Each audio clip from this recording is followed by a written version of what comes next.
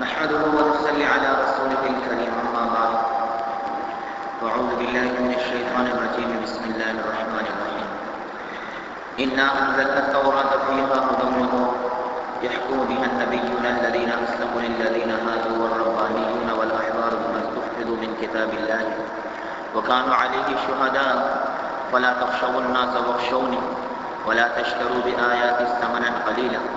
ومن لم يحكم بما أنزل الله فأولئك هم الكافرون۔ میرے محترم عزیزو، دوستوں اور بزرگوں، دنیا میں ہر انسان کی یہ چاہت ہوتی ہے کہ اسے عزت بھری زندگی نصیب ہو جائے۔ اللہ تبارک و تعالی نے اس دنیا میں عزت کے حصول کے دو راستے بنائے ہیں۔ ایک راستہ عزت کے حصول کا وہ ہے جو مال کے ذریعے سے ملتا ہے، یعنی کہ ایک عزت مال کے ذریعے سے حاصل کی جاتی ہے، اور دوسری عزت وہ ہے جو نیک اعمال کے ذریعے سے حاصل کی جاتی ہے۔ میرے محترم عزیزو، جو عزت مال کے ذریعے سے حاصل کی جاتی ہے وہ مال کی طرح عارضی اور فانی ہوتی ہے، اس لیے جو مال و دولت کے بلبوتے پر عزت اور عہدے حاصل کرتے ہیں وہ بہت جلد جوتوں پر کھڑے ہوئے نظر آتے ہیں، اور جو عزت جو ہے نیک اعمال کے ذریعے سے حاصل کی جاتی ہے وہ عزت دائمی ہوتی ہے اور کبھی نہ ختم ہونے والی ہوتی ہے۔ اس لیے کہ میرے محترم عزیز، نیک اعمال جو ہیں وہ باقیات الصالحات میں سے ہیں، اور نیک اعمال کو اختیار کرنے کے لیے انسان کے پاس علم کا ہونا اشد ضروری ہے۔ گویا کہ میرے محترم عزیزوں، علم جو ہے وہ دنیا اور آخرت دونوں جہانوں میں انسان کو عزت دلانے کا ذریعہ بنتا ہے۔ اللہ تبارک و تعالی نے جب اس کائنات کو سجانا چاہا اور اس کائنات کے اندر کائنات کے حقیقی مقصد یعنی انسان کو پیدا کرنا چاہا تو فرشتوں میں اعلان کیا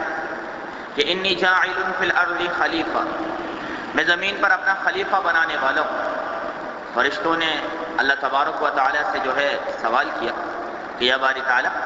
آپ زمین پر ایسے انسان کو پیدا کرنا چاہتے ہیں، ایسی مخلوق کو پیدا کرنا چاہتے ہیں جو زمین پر خون خرابہ کرے گا اور فساد پھیلائے گا، وَنَحْنُ نُسَبِّحُ بِحَمْدِكَ وَنُقَدِّسُ لَكَ، اور تیری عبادت ہی کرنی ہے، تیری کبریائی کو بیان کرنا ہے، تیری تسبیح اور تیری تقدیس کو بیان کرنا ہے، تو میرا مولا اس کے لیے ہم کافی ہیں۔ اللہ تبارک و تعالی نے فرشتوں کو جواب میں ارشاد فرمایا انی اعلم ما لا تعلمون، کہ جو میں جانتا ہوں وہ تم نہیں جانتے۔ اس کے بعد اللہ تبارک و تعالی نے سیدنا آدم علیہ السلام کو پیدا فرمایا، اور سیدنا آدم علیہ السلام کو پیدا کرنے کے بعد اللہ تبارک و تعالی نے ان کو علم عطا فرمایا، اور علم بھی علم الاشیاء عطا فرمایا۔ چونکہ وہ زمین سے متعلق انسان تھے اس لیے زمینی چیزوں کا علم سیدنا آدم علیہ السلام کو اللہ تبارک و تعالی نے عطا فرمایا، اور اس کے بعد ان کو فرشتوں کے پاس بھیجا گیا۔ اول اللہ تبارک و تعالی نے فرشتوں سے ان چیزوں کے نام پوچھے کہ بتاؤ فلاں فلاں چیزوں کے نام تم جانتے ہو؟ فرشتوں نے کہا سبحانک لا علم لنا الا ما علمتنا انک انت العلیم الحکیم، میرے مولا ہم تو اتنا ہی جانتے ہیں جتنا ہمیں تو نے بتایا ہے، جو تو نے بتایا ہی نہیں اسے ہم کس طرح جان سکتے ہیں؟ اس کے بعد فرشتوں کو اللہ تبارک و تعالی نے کہا اب تم آدم سے پوچھو ان چیزوں کے بارے میں۔ جب سیدنا آدم علیہ السلام سے ان چیزوں کے بارے میں پوچھا گیا تو آدم علیہ السلام نے ان تمام کی تمام چیزوں کے نام بتا دیے۔ اب آدم علیہ السلام یہاں امتحان میں کامیاب ہوئے، اور یہ اصولی بات ہے میرے محترم عزیزوں کہ جو امتحان میں کامیاب ہوتا ہے اسے کوئی نہ کوئی انعام دیا جاتا ہے، کوئی شیلڈ دی جاتی ہے، کوئی فرمایا سرٹیفکیٹ دیا جاتا ہے جو ساری زندگی کے لیے یادگار رہتا ہے۔ اللہ تبارک و تعالی نے بھی سیدنا آدم علیہ السلام کو انعام دیا، اور وہ انعام یہ تھا کہ ان کو مسجود الملائکہ بنا دیا، یعنی تمام کے تمام ملائکہ سے ان کو سجدہ کروایا۔ پھر آدم علیہ السلام، حالانکہ یہ حق تو اللہ تعالیٰ کا تھا کہ سجدہ اللہ کی ذات کو کیا جائے، لیکن اللہ تعالیٰ کی ذات میرے محترم عزیزوں مالک ہے، وہ جسے چاہے جو حکم دے دے اس سے کوئی پوچھنے والا نہیں۔ حضور اکرم صلی اللہ علیہ وسلم نے فرمایا کہ جب اللہ تبارک و تعالیٰ نے سیدنا آدم علیہ السلام کو سجدہ کرنے کے لیے فرشتوں کو حکم دیا تو سب سے پہلے سجدے میں سیدنا اسرافیل علیہ السلام جا کر گر پڑے، اس کے بعد باقی فرشتے گئے، اور اس کے بعد شیطان جو تھا اس نے انکار کیا، ابا واستکبر وکان من الکافرین، اور مردود ہو گیا۔ چونکہ سب سے پہلے سیدنا آدم علیہ السلام کو سجدہ جو ہے وہ اسرافیل نے کیا تھا، اس لیے اللہ تبارک و تعالیٰ نے ان کو یہ انعام عطا فرمایا کہ اسرافیل علیہ السلام کی پیشانی پر اللہ تعالیٰ نے پورے کے پورے قرآن کو لکھوا دیا، اور یہ اعزاز سیدنا اسرافیل علیہ السلام کو اللہ تبارک و تعالیٰ نے عطا فرمایا۔ تو میرے محترم عزیز و دوستوں اور بزرگوں، اللہ تبارک و تعالیٰ نے علم کا حاصل کرنا انسان کے لیے انتہائی درجہ ضروری بنایا، بلکہ یہ دنیا جو ہے، یہ کائنات زمین سے لے کر آسمان تک اور عرش سے لے کر فرش تک جو ہے وہ علم الہی کا مدرسہ ہے۔ اور اس مدرسے کے سب سے پہلے جو معلم ہیں وہ سیدنا آدم علیہ السلام ہے۔ اللہ تبارک و تعالیٰ نے سیدنا آدم علیہ السلام کو زراعت کا، صنعت کا اور حرفت کا علم عطا فرمایا تھا، اور آدم علیہ السلام نے اس علم کو دنیا میں پھیلایا اور اپنی اولاد کو بھی وہ زراعت اور حرفت اور صنعت کا علم جو ہے وہ سکھا کر اس دنیا سے گئے۔ اس کے بعد دوسرے معلم جو بنے اس کائنات کے علم الہی کے مدرسے کے، وہ سیدنا ادریس علیہ السلام بنے۔ اللہ تبارک و تعالیٰ نے ان کو علم قلم کے ذریعے سے پھیلانا سکھایا تھا۔ اس سے پہلے علم جو تھا وہ صرف زبانی اور کلامی تھا، قلم کبھی اٹھایا نہیں گیا تھا۔ سب سے پہلے دنیا کے اندر جو قلم اٹھایا ہے لکھنے کے لیے وہ سیدنا ادریس علیہ السلام نے اٹھایا ہے۔ گویا کہ اس سے پہلے علم زبانی اور کلامی تھا، ضبط تحریر کے اندر جو علم کو لائے ہیں وہ سیدنا ادریس علیہ السلام لائے ہیں۔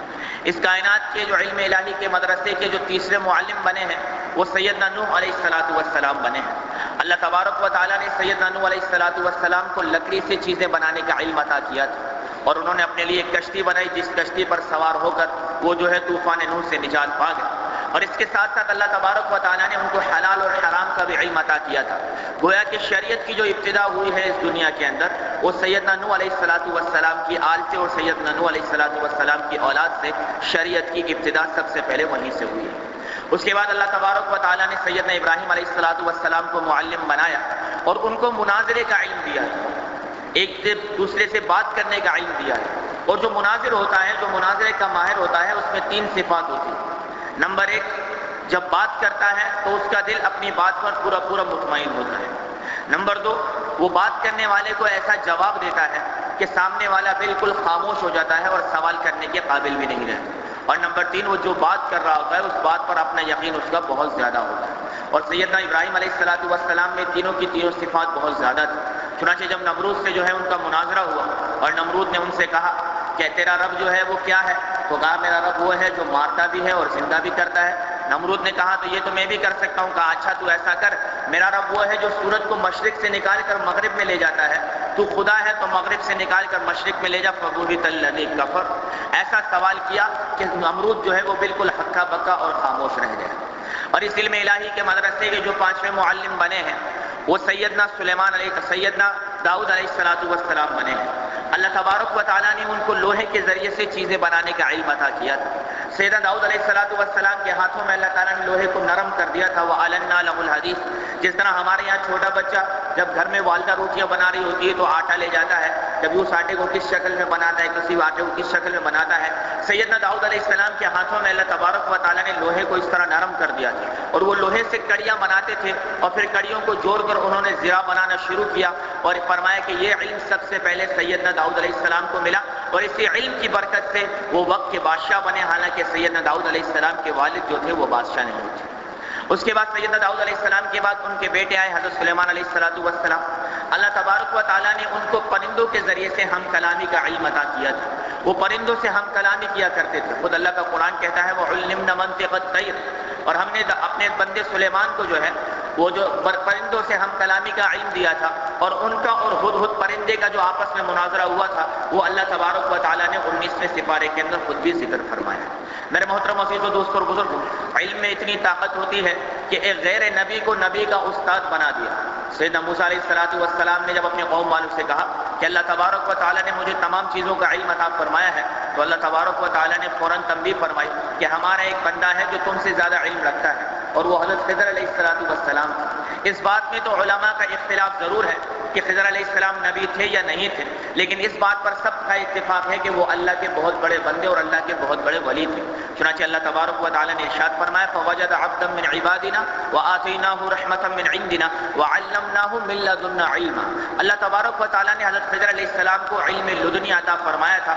اور حضرت موسیٰ علیہ السلام جو وقت کے نبی تھے، خضر علیہ السلام کے بھی نبی تھے، وہ انہی کی شاگردی میں رہ کر ان سے علم لدنی حاصل کرنے والے بن گئے۔ تو علم میں اتنی طاقت ہے میرے بھائی کہ اللہ تبارک و تعالیٰ نے غیر نبی کو جو ہے وہ نبی کا استاد اس علم کی برکت سے بنا دیا ہے۔ میرے محترم عزیزو، دوستو اور بزرگوں، اس پوری کی پوری دنیا پر جو ہے وہ علم کی بادشاہی ہے، بلکہ یہ کہنا چاہیے کہ اس کائنات پر علم کی شاہی ہے، اور علم پر جو ہے وہ میرے رب کی شاہی ہے۔ فوق کل ذی علم علیم، اللہ تبارک و علم، اللہ تعالیٰ کا جو علم ہے وہ تمام کے تمام علوم پر جو ہے وہ فوقیت رکھنے والا ہے۔ اب چونکہ میرے محترم عزیزو، دوستو اور بزرگوں، اس علم کے پھیلانے والے تو انبیاء کرام تھے، جیسے ابھی میں آپ حضرات کے سامنے جو ہے چند مثالیں عرض کی ہیں۔ آپ صلی اللہ علیہ وسلم پر آ کر جو ہے وہ نبیوں کا سلسلہ ختم ہو چکا ہے، لیکن اللہ تبارک و تعالیٰ کو اس نعمت کو رہتی دنیا تک جاری اور ساری رکھنا تھا، اس لیے اللہ تبارک و تعالیٰ نے جو ہے وہ علماء کو پیدا فرما دیا، اور ارشاد ربانی ہوا کہ العلماء ورثۃ الانبیاء، علماء جو ہیں وہ انبیاء کے وارث ہیں۔ اب چونکہ علماء کرام کو کام بہت بڑا کرنا ہے، ذمہ داری بہت بڑی سونپی ہے، اس لیے اللہ تبارک و تعالیٰ نے ان کی عزت اور ان کے مرتبے کو بھی بہت بلند فرما دیا، اور اتنا بلند فرمایا کہ ارشاد ہوا آپ صلی اللہ علیہ وسلم کا کہ فقیہ واحد اشد علی الشیطان من الف عابد، ایک عالم جو ہے وہ شیطان پر 1000 عابدوں سے بھی زیادہ بھاری ہے۔ اور فرمایا آپ صلی اللہ علیہ وسلم نے کہ فضل العالم علی العابد کفضل علی ادناکم، کہ عالم کی فضیلت جو ہے وہ عابد پر یعنی عبادت گزار پر ایسی ہے جیسا کہ میری فضیلت تم میں سے کسی ادنا شخص پر ہے۔ میرے محترم عزیزو، دوستو اور بزرگوں، حضور صلی اللہ علیہ وسلم کا فرمان ہے کہ جب اللہ تبارک و تعالیٰ کسی عام بندے سے خوش ہوتے ہیں تو اس کے لیے جنت میں ایک محل تعمیر فرماتے ہیں، لیکن جب اللہ تعالیٰ کسی عالم سے خوش ہوتے ہیں، اس کے کسی عمل سے خوش ہوتے ہیں، تو جنت میں اس کے لیے پورا کا پورا شہر جو ہے وہ آباد کر دیا جاتا ہے۔ حضرت حسن بصری رحمۃ اللہ علیہ ارشاد فرماتے ہیں کہ اگر علماء نہ ہوتے تو دنیا میں لوگ ڈنگروں اور جانوروں جیسی زندگی گزارتے۔ اس لیے میرے محترم عزیزوں، حضور صلی اللہ علیہ وسلم کا فرمان ہے کہ العلم نور، علم جو ہے ایک نور ہے، اور اسی کی روشنی کے اندر انسان ہدایت پا کر جو ہے وہ اپنی زندگی کو صحیح معنی میں گزارنے والا بن جاتا ہے۔ میرے محترم عزیزوں، دوستو اور بزرگوں، آپ صلی اللہ علیہ وسلم کا ارشاد ہے کہ نوم العلماء عبادت، علماء کا جو سونا ہے وہ بھی عبادت ہے، تو پھر میرے محترم عزیزوں ان کا جاگنا کیسا ہوگا؟ اور فرمایا حضور اکرم صلی اللہ علیہ وآلہ وسلم نے کہ روز قیامت جب یہ علماء پل صراط پر سے گزریں گے، اور پل صراط پر سے جب جہنم پر سے گزرنے لگیں گے، تو فرشتہ جہنم کا مالک جو ہے وہ ان سے کہے گا اف ہاں ہونا وشف لمن شئت، آپ یہاں رک جائیے، اور جہنم کے اندر موجودہ جس آدمی کے لیے چاہیں شفاعت کریں، اللہ تعالیٰ آپ کی شفاعت پر اس کو جہنم سے نکال کر آزاد کر دے گا۔ اور آپ صلی اللہ علیہ وسلم نے ارشاد فرمایا فقام مقام الانبیاء،